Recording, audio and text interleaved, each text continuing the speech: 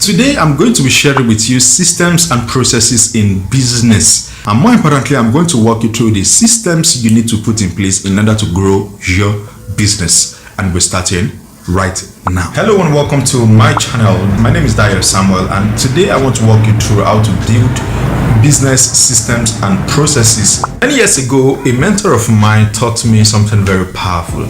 He said a system is what you put in place that saves you stress, time, energy, and money.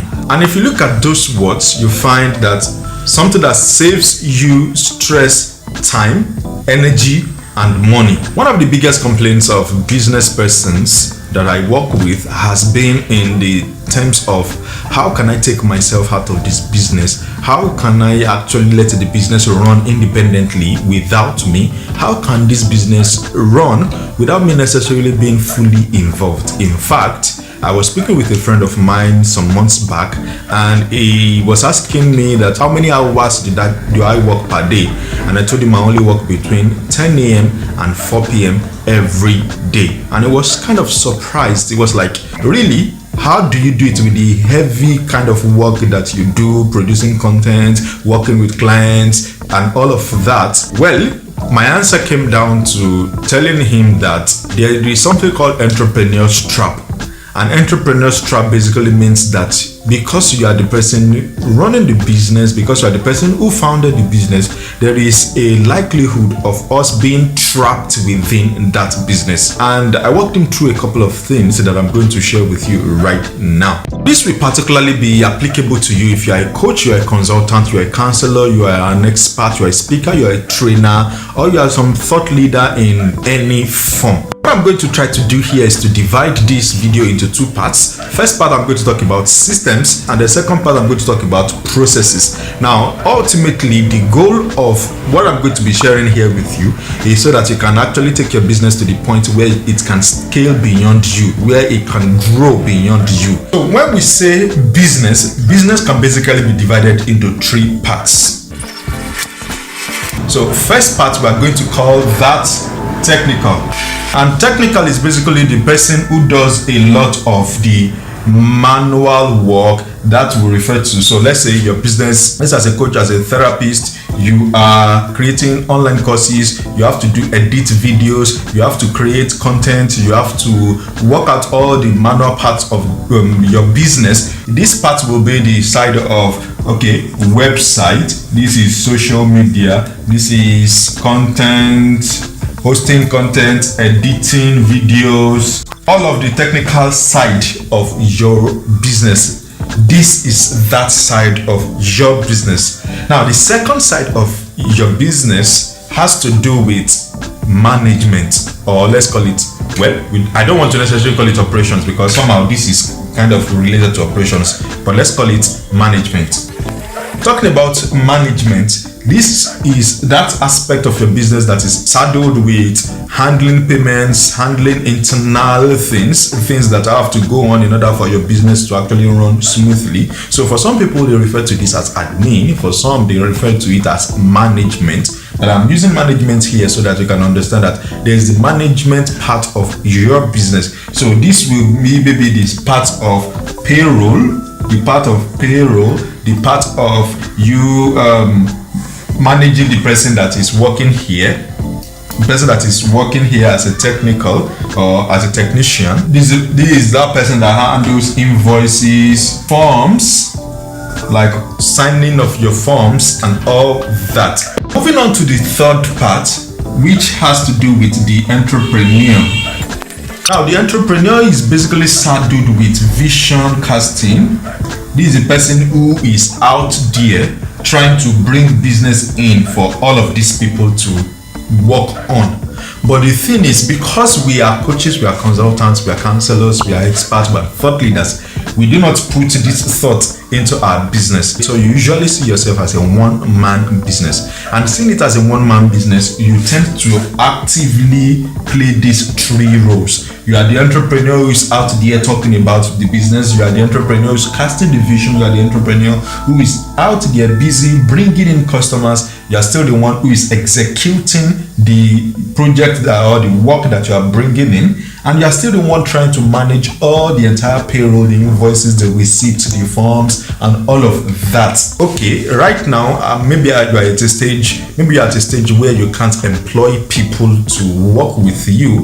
At least get one person probably that can function in either of these two roles, so that you can focus here. Because typically, I like to call this the visionary, I like to call this the leader of the business, I like to call this the person who brings in all of the money so that these people can actually make money. So if you are caught in the technical part of your business, you will find that you have this drought and this rain season, this dry season, this rainy season, this dry season, because you have to be out there to bring in the clients, then you go back, work on the projects, and here you are not out there anymore. So you tend to fall moving between technical and entrepreneur, technical and entrepreneur. And so you find that even when you are busy doing this side may actually be missing. This part of management may actually be missing. Now, as I shared with you in my story earlier on, one of the things that I quickly realized earlier in my own business was that I can't do everything. So I began to look for who are the people that I can actually work with, who are the people I can partner with, who are the people I can collaborate with, in order to actually ensure that some important elements of my business was being carried out. One of the persons I partnered with happens to be my wife, because she is very good with management. So my wife stepped into the business in 2016, and since then she has practically managed many of the projects that we carry out at Audacity2Lead. Now, one of the interesting things that I also need to mention here is that 2016 as well, when I began to become aware that I cannot do everything, I began to look for technical persons. So initially I collaborated with a friend of mine, and we began to carry out projects, began to execute projects. I was the entrepreneur who would go out, bring in the money, and then I'll bring it in, and then they will execute it. And as our business began to expand, we began to have certain areas where I happened to be the only person who was the technical guy, while other projects were being handled by other technical guys. And of course, because of understanding that if you are going to grow your business, if you are going to build business systems and processes, of course, you need to be aware of these three. It made us recently at Audacity2Lead to actually put out a call to hire interns, because we decided, okay, let's bring in interns who can do some of these two parts. Of course, you are the one who is running the business, so you are the entrepreneur, you are the visionary. And in fact, if you understand this part very well, you understand why personal branding is a lot more important as an entrepreneur. And of course, in another episode, I'm going to talk about business branding strategies for your business. Okay, so having talked about the three different processes that are involved with your business, let's talk about the systems you can put in place. So let's say you are right now, you can't employ anybody to come work with you. Perhaps maybe you are yet to grow to that level that you need, you'll be able to bring in people to work with you. While a lot of books, a lot of textbooks, workshops, seminars hold in order to teach people how to build businesses, systems, and processes, in my own experience, I have found that majority of what they teach do not apply to your business as a coach, as a speaker, as a trainer, as an expert of some kind. And so what I'm going to be sharing here with you is basically the processes you need to have, or let's say the systems you need to have in place in order to actually grow your business. And I'm using the model of a triangle here. So first part you want to have is what I call attraction. That's the first thing you want to have. Second thing you want to have is a conversion system. And third you have a delivery system. Going back to what I've shared with you so far, you realize that there's the entrepreneur, there is the technical, and there is the management, right? So if you bring that in and compare it with this, you find that the entrepreneur does the work of attraction, the management does the work of conversion, and the technical does the work of delivery. When you set up conversion system and you set up delivery system without an attraction system, you basically have no audience, because of course you are not bringing in people to do your business. What that means is that if you are not playing the role of the entrepreneur, you probably have nobody to buy products, your services. Nobody will come and buy from you. And when you do the work of entrepreneur, or if you build attraction systems so much that you don't have something that will help them to convert, what you will be losing out is you will have no sales. So you will have a lot of audience, you have people who come in to come and check you out, people who come in to come and check out what you do, but they will not convert into sales, they will not convert into clients. Now, when you have attraction system in place and you have conversion system, but you don't have delivery system in place, what you get to have no result or no leverage.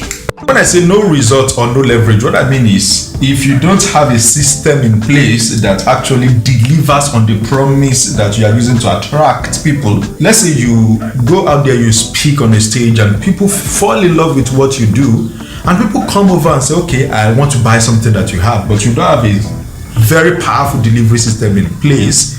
You will get the sales, of course you get the audience, but of course you will not get any results. Now, the other part of getting results, the other part of the delivery system is that your delivery, if you set up a proper delivery system, your delivery system will be able to deliver results. More importantly, it will also help you get leverage. What do I mean by leverage? It means that you can actually do your business without you necessarily being in there. So you will not be the only person who is going to be out there talking to people, right here trying to get the sales, and also the person who wants to go ahead and do the delivery for them. Moving forward, let's look at how you can actually set up these three systems: the attraction system, the deliveries, the conversion system, and the delivery system, so that you can actually save yourself stress, time, energy, and money. Let's take attraction first. So first thing you want to do is to build authority. To find a way to develop authority. And if you want to develop authority, how do you do that? Well, an easy way to do that is to start communicating, is to start sharing what you know, to start sharing the things that you have worked with and handled and all that. Now, in a different video, I'm going to talk about that in detail. But for now, I want to just focus on the things you can do in order to build your attraction system. Now, part of building authority is speaking on stage. Part of building authority is also to start creating a podcast, to start blogging, to start writing publicly.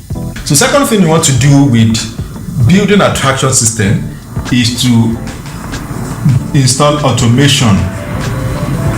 And what do I mean by automation? You want to find a way to have your clients. You remember that if you don't have attraction, if you are not attracting people, you basically have no persons to sell to. So you want to find an automated way that will keep bringing in people regularly. So that will mean that if you are sharing content here, you want to find a way to keep sending people into something you have already created that will gather the people to you. And so the third way you want to build attraction system is what I call activation. And by activation, I'm basically referring to, are you going to activate a free way to attract people? Are you going to activate a paid way? Or you are going to activate, or you are going to build your attraction through partnerships? And when I say partnership, this means that you are collaborating with other people. Maybe they have events, you speak at their event, they have trainings, you choose to train for them.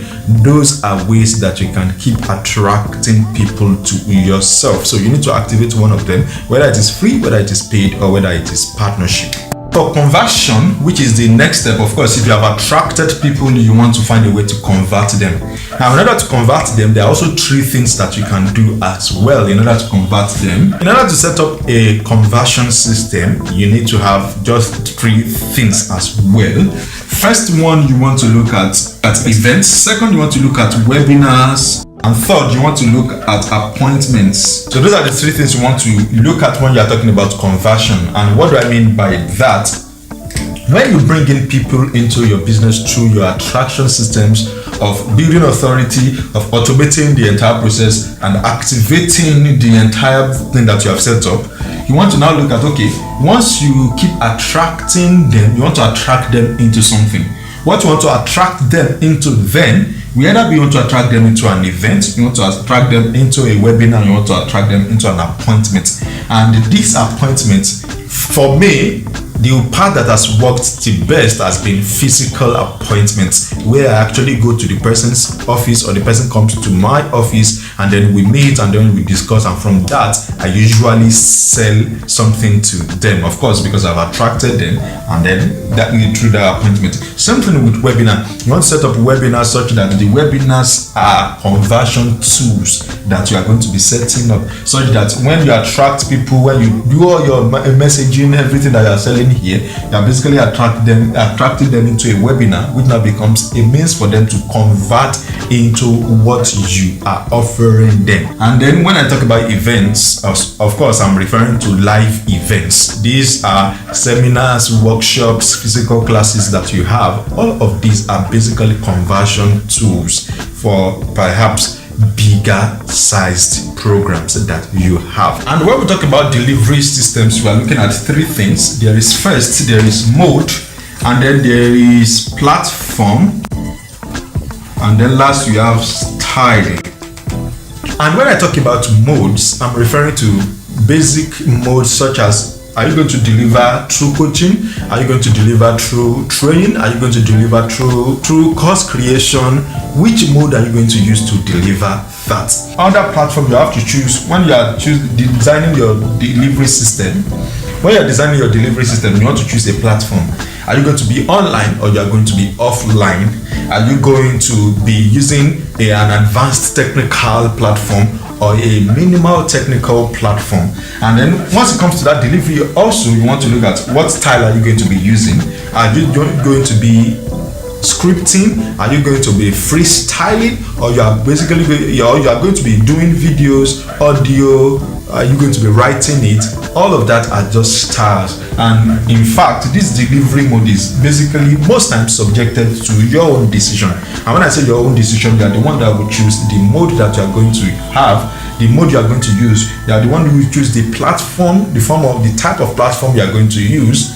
And you're the one who's going to determine the style you're going to use to deliver whatever it is that you have built or whatever it is that you have attracted and converted people into. Now, I know that you've loved this video so far, so I will ask for you to go ahead, hit the like button, click the subscribe button, ensure that you subscribe so that you don't miss the next video. In fact, talking about the next video, we're going to talk about branding strategies for your small business. How can you brand your business having built all of this entire system, all of these entire processes, having put them in place? How can you then brand your business so that you are able to scale, you are able to become profitable, you are able to grow that business? That is what I'm going to share with you in the next video. So if you are yet to subscribe, go ahead and subscribe right now. Give me a like button, and of course share with me what you learn from this video in the comments below. With that, I am Daya Samuel, and I'll see you next time.